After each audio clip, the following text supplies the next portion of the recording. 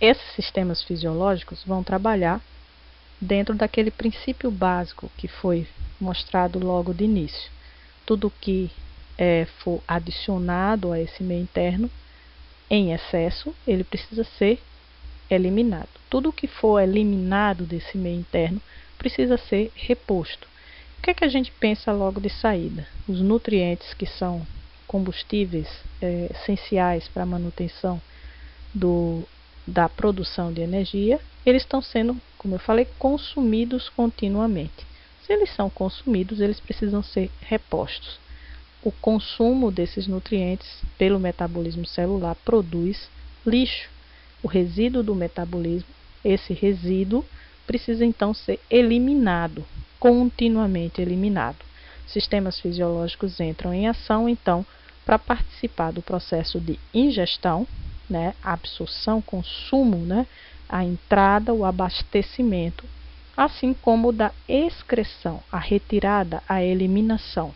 Se nós observarmos a reposição dessas matérias-primas através da ingestão de água, de nutrientes e dos íons, né, o sódio, o cálcio, o potássio, por exemplo, são todos uma situação que é propiciada pelo sistema digestório. Por sua vez, a gente não tem muito o costume de considerar o oxigênio como um nutriente, mas como eu falei lá no início, o oxigênio, quando disponível para o metabolismo celular, ele aumenta a produção de ATP. E quem faz a captação do oxigênio é o nosso sistema respiratório. Por outro lado, a limpeza do sistema, ou seja, na hora em que eu preciso retirar os resíduos, eliminar excessos, se dá através da excreção.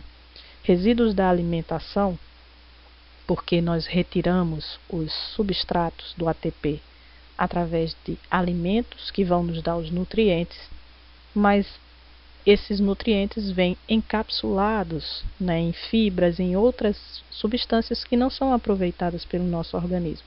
Elas formam resíduos, são os resíduos da digestão. Esses resíduos produzidos durante o processo digestório são eliminados pelo próprio trato digestório em forma de fezes. Muitos outros resíduos, principalmente os resíduos metabólicos do metabolismo celular, esses são retirados do nosso sangue a partir do sistema renal. E, além de tudo, o gás carbônico, o dióxido de carbônico, perdão, está aí colocado no subproduto do metabolismo também, é a produção desse gás, e ele precisa ser eliminado também, e ele é eliminado a partir do sistema respiratório. Essa figura traz um pouco os sistemas fisiológicos trabalhando para a manutenção da estabilidade do meio interno. O que é a manutenção da estabilidade do meio interno, senão manutenção da homeostase? Vocês devem estar perguntando se os demais sistemas, eles também participam da homeostase. Falamos em digestório, respiratório, renal, falamos em circulatório, aquele que leva e traz tudo. Mas, e o sistema muscular esquelético? O sistema linfático? O sistema nervoso? O sistema endócrino? Eles participam também da homeostase? Como é isso? Bom, se a gente pensar que nutrientes são obtidos de alimentos que são retirados do ambiente. Para muitos animais, isso se dá de uma forma ativa. A maioria dos animais retira seu alimento do ambiente de uma forma ativa. E, para tanto, o sistema muscular esquelético é fundamental. Ele nos garante movimentar, fazer movimentos. Então, por isso que ele também participa da homeostase. O sistema linfático é um sistema de vasos que nós vamos ver lá mais adiante, que participa ativamente da limpeza do nosso organismo. Ele auxilia o sangue a fazer o procedimento de retirada de toxinas, de resíduos do metabolismo celular que são jogados no líquido intersticial. Portanto, ele é atuante, fortemente atuante na homeostase. O sistema reprodutor é que ele não tem uma relação direta com a homeostase, mas é através dele que nós podemos garantir a propagação do próprio organismo. Então, por isso, ele é tratado à parte.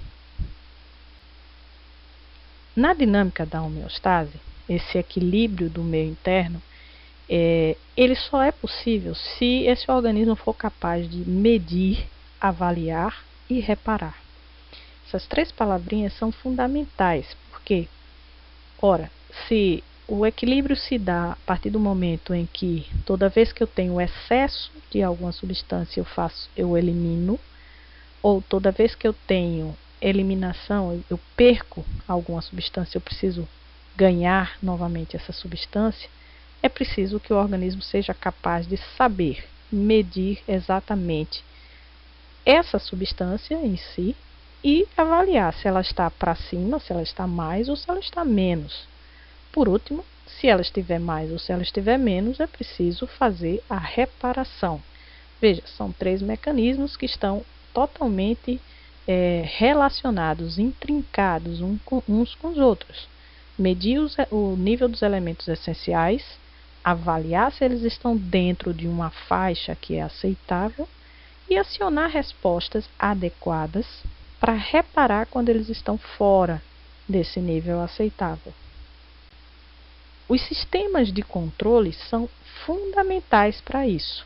É aí onde entra o sistema nervoso e também o sistema endócrino. Nós vamos enfatizar o sistema nervoso, mas uma parcela desse controle também se dá pelo sistema endócrino. O que acontece é que o nosso sistema nervoso ele fornece os mecanismos para fazer a medição, a avaliação e a reparação em termos de coordenação. Veja, quando eu falo em reparar supostamente um excesso de água no corpo, eu falo em micção, eu falo em produzir urina e liberar essa urina. Nesse momento eu estou fazendo aquele balanço de massa que foi visto anteriormente nessa aula. Estou eliminando o excesso. Ora, quem está produzindo a urina e eliminando a urina é o sistema renal, né? Esse é o sistema que está operando isso. Para que isso possa ocorrer, na verdade, primeiramente, entrou em cena o sistema nervoso, que mediu o nível, a variável em questão aí que seria a água. Quem que mede? Os receptores sensoriais, eles fazem esse papel. Eles são os fiscais que estão continuamente medindo, avaliando os parâmetros. E esses parâmetros que são os essenciais para a manutenção, né, dos ingredientes necessários ao metabolismo, das condições necessárias à sobrevivência de cada célula e, por conseguinte, à sobrevivência de todo o organismo. Eles informam o que eles visualizam, entre aspas, né, o que eles estão em contato com a variável continuamente, informam o centro de controle. Esse centro de controle, também dentro do sistema nervoso, também parte do sistema nervoso, ele tem o papel de juntar a informação de vários setores. Ele não lida somente com um único setor. Então, os centros nervosos, eles estão operando, recebendo informação de vários locais do nosso corpo. E juntando todas essas informações, eles estão na posição, os neurônios que compõem esses centros nervosos, de avaliar o que está se passando com aquela variável. O nível de água aumentou, o nível de água baixou. Essa avaliação só é possível reunindo várias informações que chegam ao centro nervoso. E uma vez que é identificado, então, que a variável, no caso a água, saiu do lugar onde ela deveria estar, o nível que ela deveria estar, o centro nervoso é capaz de acionar uma resposta, ou seja, proporcionar o reparo a isso. Quem vai reparar? Quem vai reparar é o sistema renal, mas esse sistema renal ele vai operar a partir do comando do centro nervoso, que vai chegar até os rins a mensagem de eliminar a água, aumentar o filtrado renal a partir com a maior composição de água. Então, isso vai ser feito, vai ser operado a partir dos efetores nervosos. O centro nervoso decide, avalia e comanda a resposta enviando essa informação pelo que a gente chama de via efetora. Observando aqui, ó, receptores sensoriais, centro nervoso, vias efetoras. Todos esses são elementos constituintes do sistema nervoso. Quando nós estivermos abordando o sistema nervoso mais adiante, vamos retornar a esses temas.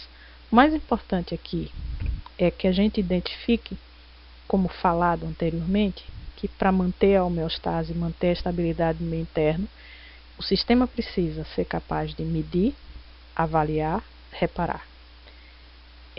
Os sistemas fisiológicos vão trabalhar continuamente para reparar em que sentido? Ingestão, nós vimos digestório, respiratório ou excreção, como vimos digestório, expiratório, renal, né? Mas que ingestão e excreção ocorrem a partir de um controle que soube medir, avaliar e acionar a resposta correta, e isso é feito pelo sistema nervoso. Fazendo uma analogia com o ar-condicionado, nós costumamos muito fazer isso, é bastante comum essa analogia, para a gente entender um pouco mais sobre o funcionamento desse mecanismo de controle. Um ar-condicionado é um aparelho que mantém a temperatura de um ambiente dentro de um determinado valor que foi definido pelo usuário. Então, eu chego no meu quarto e eu quero manter a temperatura do quarto em torno de 25 graus. Essa temperatura é uma temperatura definida por mim. Eu coloco no aparelho esse valor, 25 graus. Mas o aparelho, ele tem a capacidade aí, conforme falamos da necessidade para manter a estabilidade, de mecanismos que medem, mecanismos que avaliam e mecanismos que reparam. Aqui eles estão representados nas mesmas cores, ó. Rosa para os medidores, verde para os avaliadores e azul, verde claro como queiram, para quem vai fazer a reparação. Ora, o termômetro do ar-condicionado, todo ar-condicionado ele tem um sensor de temperatura do ambiente externo, ele está medindo o que está, a temperatura que está lá no meu quarto. E ele mede lá, aqui está 30 graus. Essa temperatura que eu estou chamando aqui de T, ela vai ser informada a uma região do ar-condicionado chamada termostato. O termostato compara a temperatura que está no meu quarto no momento em que eu liguei o aparelho, e aí no caso vamos supor 30 graus, com o valor que eu gostaria que estivesse, que seria o definido pelo usuário, ATD, e ele verifica o quê? Veja, ele mediu a temperatura do ambiente, agora ele está avaliando essa temperatura do ambiente com a temperatura definida. Se a temperatura do ambiente está maior que a temperatura que foi definida, então é preciso reparar. Como é que eu reparo isso? Bom, essa informação que estava num setor do ar-condicionado, ela é informada a um outro setor, que é o setor de reparação. Quem é ele? O compressor. O compressor do ar-condicionado, ele vai ser ligado nesse momento em que o centro que avaliou definiu que era preciso reparar. Então, ele é ligado. Quando o compressor do ar-condicionado é ligado, o que ele proporciona no ambiente é um resfriamento do ambiente. O resfriamento gera o quê? A temperatura do ambiente vai cair. Então, começou com a temperatura de 30 graus, o compressor foi ligado paulatinamente, né, momento a momento. Essa temperatura, então, vai caindo e até o momento em que ela chega à temperatura que o usuário do ar-condicionado definiu. Na hora que ela chegar aos 25 graus, o que é que vai acontecer? A temperatura externa, representada por esse T, vai se igualar à temperatura definida pelo usuário, o TD. Então, quando T for igual a TD, não há por que ter reparação. O parâmetro se mantém dentro do que foi esperado. Esse é o funcionamento, esse é o mecanismo que funciona os sistemas fisiológicos. Eles estão, o sistema nervoso está continuamente medindo, avaliando e acionando quando necessário reparos. Então eu preciso ter receptores sensoriais que estão medindo os parâmetros, centros nervosos que estão avaliando se esses parâmetros estão dentro da faixa que é a faixa possível para a homeostase. O que é a faixa possível para a homeostase? É aquela faixa em que as células trabalham confortavelmente. Então, na hora que essa variável que foi medida está dentro dessa faixa, os centros que avaliam não fazem nenhuma ação em função de não haver necessidade. É a hora que a temperatura externa se iguala à temperatura que foi definida pelo usuário. Mas na hora que esse parâmetro varia, é necessário entrar então o reparo. Esse reparo é feito por sistemas que podem corrigir. No caso, demos o exemplo do sistema renal eliminando água quando ela está em excesso. Nos sistemas fisiológicos, nós chamamos isso de alças de retroalimentação, ou mais comumente conhecida, eu vou usar diversas vezes o termo mesmo, feedback. O termo em inglês que é muito conhecido e é difícil a gente tentar acionar esse novo termo, mas vocês vão encontrar nos livros alça de retroalimentação ou feedback. Os sistemas fisiológicos eles operam exatamente pelo feedback. Nós usamos muito a palavra feedback, dá um feedback aí, me dá uma resposta aí, me dá um retorno aí. Então é um pouco o que o sistema nervoso faz dentro dessa busca pela manutenção da homeostase, pelo equilíbrio do meio interno. Ao verificar, medir a variável, os receptores sensoriais informam isso aos centros nervosos que avaliam a necessidade de reparar. Voltando para o exemplo do ar-condicionado, inicialmente a medição viu que a temperatura estava a 30 graus. Essa informação chegou ao centro no caso, o aparelho, o ar-condicionado, que tomou uma resposta de acionar o compressor. O compressor, por sua vez, proporcionou o resfriamento do ambiente. Qual é a resposta final nisso tudo? Preste atenção. A temperatura inicial foi medida a 30 graus. Quando o processo todo ocorreu, ou seja, foi acionado o compressor, a ativação do compressor, a atividade do compressor, gerou um resfriamento do ambiente. O resfriamento do ambiente gerou o quê? Uma queda na temperatura. Então, a temperatura inicial era 30 graus, com o acionamento do compressor, essa temperatura cai. Comparativamente, então, eu tenho uma temperatura alta que gerou uma resposta de diminuição da temperatura. Isso é o que nós chamamos de feedback negativo. O sinal de entrada é oposto ao sinal de saída. Sinal no sentido se é mais ou se é menos. Eu tinha muita água, qual foi a resposta do sistema renal quando o corpo estava lotado de água?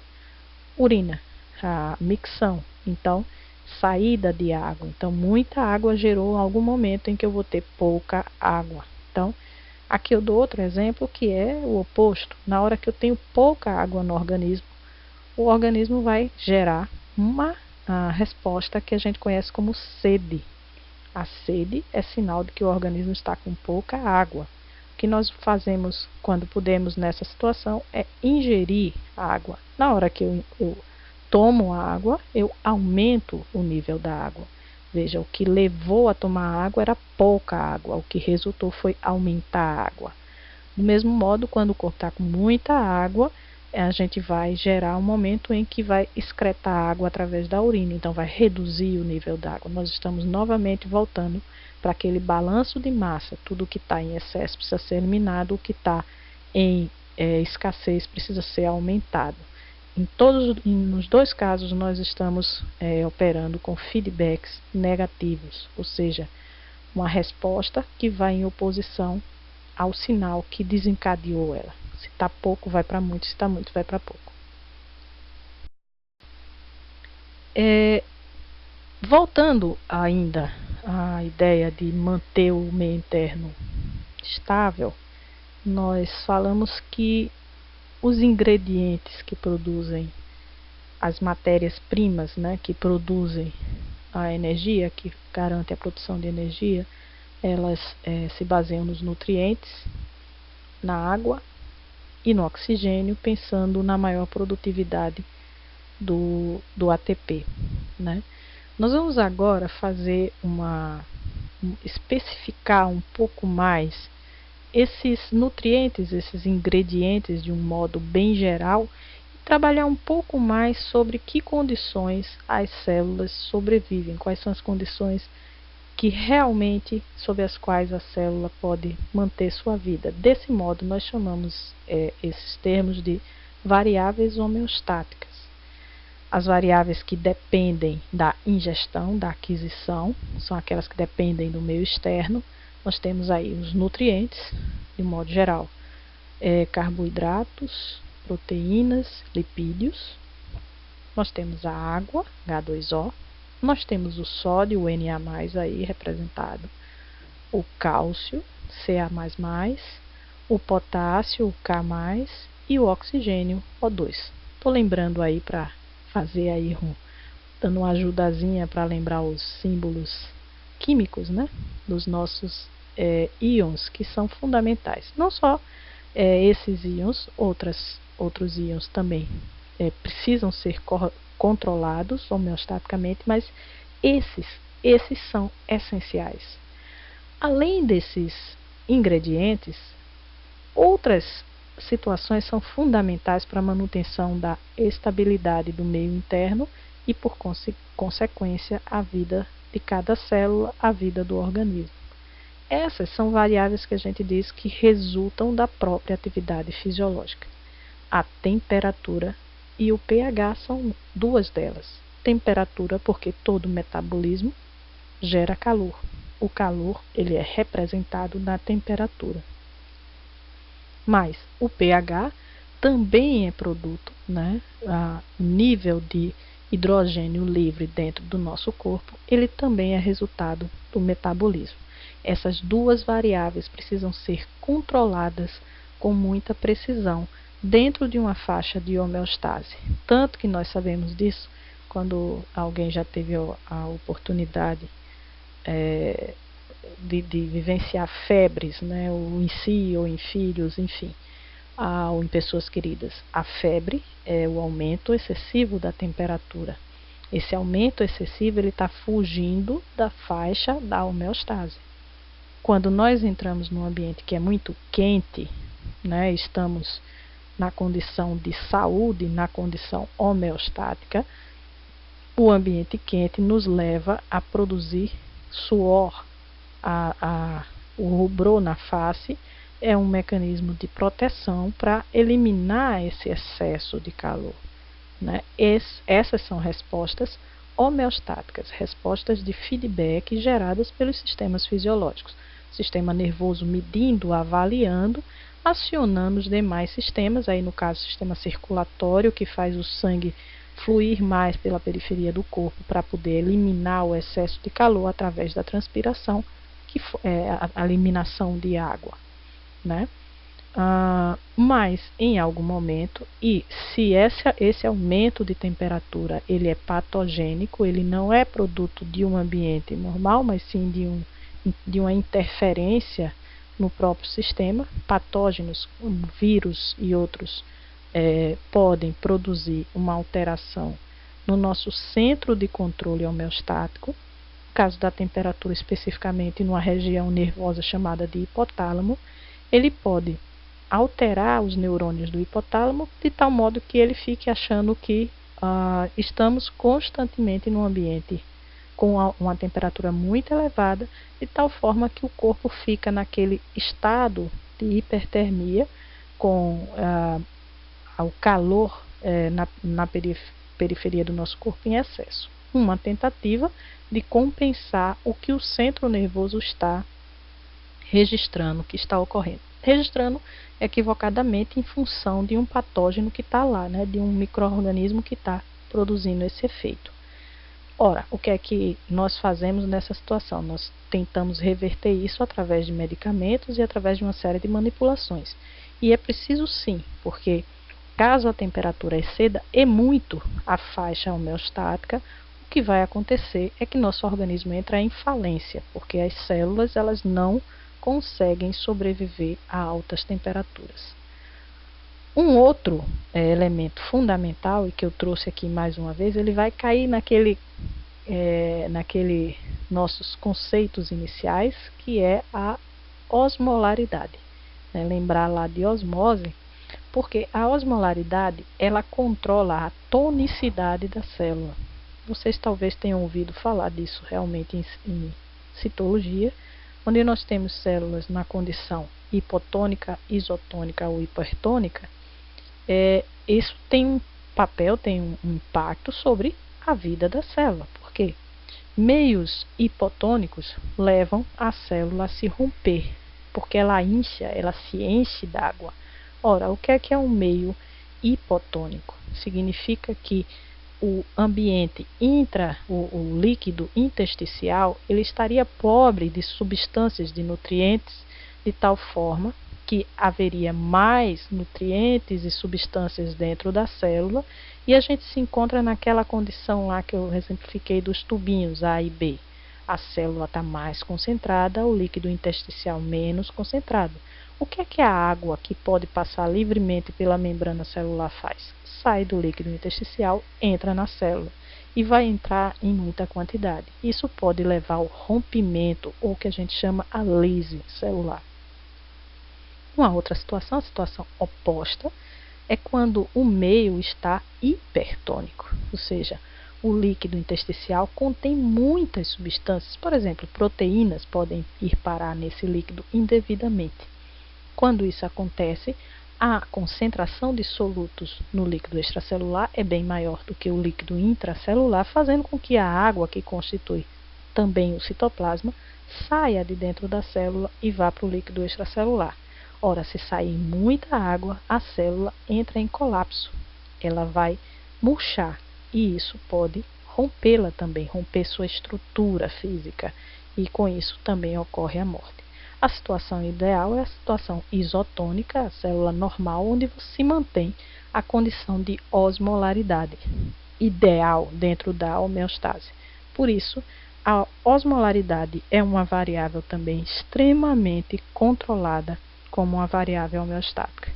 Então, gente, do que nós vimos, nessa aula de hoje, é que a condição da vida é a manutenção do metabolismo celular, que depende de energia, essa produção de energia. Um metazoário é composto de muitas células, cada célula dessa precisa manter seu metabolismo e para isso ela precisa de energia. Essa energia, esse metabolismo, a energia para o metabolismo, ela é produzida a partir de elementos que são retirados do meio, no caso dos metazoários, do meio interno. Esse meio interno, ele é profundamente fiscalizado para se manter dentro de um equilíbrio, que nós chamamos de um equilíbrio dinâmico. Significa que as mudanças são constantes, mas elas ocorrem dentro de uma faixa que nós chamamos de uma faixa homeostática. Meio líquido intracelular, líquido extracelular estão constantemente trocando substâncias, mas de um modo bem geral dentro de uma faixa de estabilidade. Essa faixa de estabilidade ela é mantida pelos sistemas fisiológicos. Como nós vimos, nós temos o sistema nervoso fazendo o papel de controle, de medidor, avaliador e acionador dos reparos. Nós temos os sistemas digestório, respiratório, como sendo sistemas de captação desses nutrientes, dessas substâncias que precisam vir do nosso meio externo. Nós temos o sistema digestório, respiratório, renal, como sendo fundamentais para a eliminação de resíduos e do excesso que venha a ocorrer nesse meio interno. E nós temos o sistema circulatório como sendo fundamental para distribuir entre todas as células desse organismo os elementos essenciais para a manutenção de cada uma das células. Desse modo, se esses sistemas fisiológicos continuarem sua atividade corretamente, a homeostase é estabelecida. Se a homeostase é quebrada, quando os sistemas fisiológicos não estão mais equilibrando o meio interno. Aí a célula passa a ter problemas para gerar sua própria energia, para manter seu metabolismo. Surgem as doenças e pode ocorrer a morte. Nós ficamos por aqui hoje.